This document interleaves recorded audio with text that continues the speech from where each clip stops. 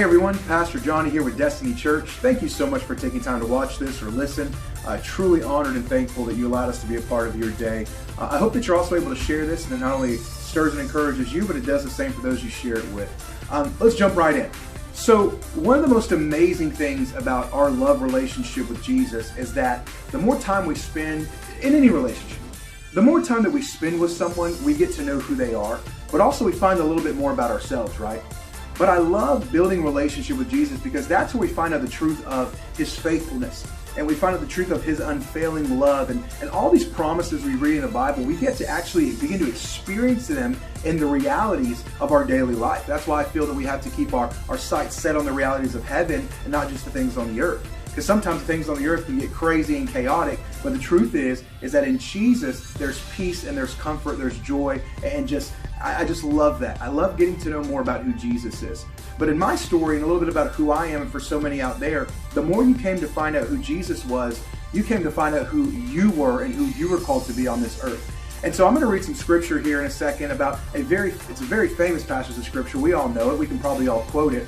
But it's where Jesus is talking to His disciples and He says, who do men say that I am? Who do you say that I am? And so let's jump right in. It's in Matthew chapter 16. And what I hope for us to get out of this at the very end is that when we come to find out who Jesus is, not through theology or not just through someone's opinions or what people say about Him or an article we read on Facebook, but when we intimately, personally get to know Jesus, we'll jump in and find out who we are on a daily basis. So check this, Matthew 16.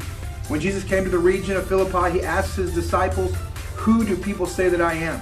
They said, some say you're John the Baptist, some say you're Elijah, others say you're Jeremiah or one of the other prophets. But then Jesus looks at His disciples, He looks at His students, His friends, and He says, but who do you say that I am? And at that moment, Simon Bar-Jonah said this, he said, you're the Messiah, you're the Son of the living God. So at this very moment, what happens is that Jesus looks at that He's close with, that He's relational with, that He knows, and He says, who do you say that I am?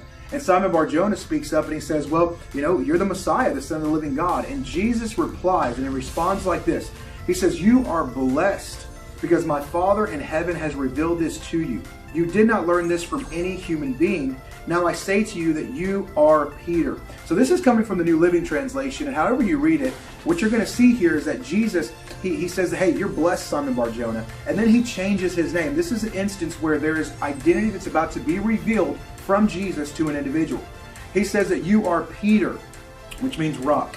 And upon this rock I will build my church, and all the powers of hell will not conquer it. And I will give you the keys of the kingdom of heaven. What you forbid, what you bind up on earth will be bound in heaven, and whatever you loose on earth will be loosed in heaven. This is the nugget that I want you to take from this, is that the church is not meant to be built off of man's successes, bright lights, awesome stage, great sound. It's not to be built on the success of numbers, but what the church is built upon is the understanding of the identity of who Jesus is that He is the Son of the living God. He is the Messiah.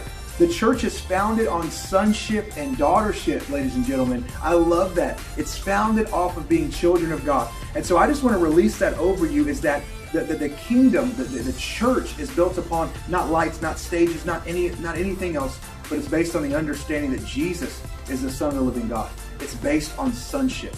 And when we walk in that identity of sonship, we begin to understand our inheritance, our portion. We begin to understand the authority and the dominion that we're called to walk in. The depression, lack, anxiety, that's not our portion, but instead joy, righteousness, right? Overwhelming peace. All these things are ours. Victory, not going to victory, but receiving it and walking it out. So let's begin to understand that Jesus is calling us into a deeper identity, but He wants us to know who He is so He can release our identity over us. And as He said in this passage of scripture, blessed are you, Simon Bar-Jonah, for no man, no human being, no textbook, nobody has released this information or shared this revelation to you but my Father in heaven. And on this understanding, I'm going to build my church. On the understanding of sonship and that I am the Son of God, I'm going to build my church, and the gates of hell will not prevail.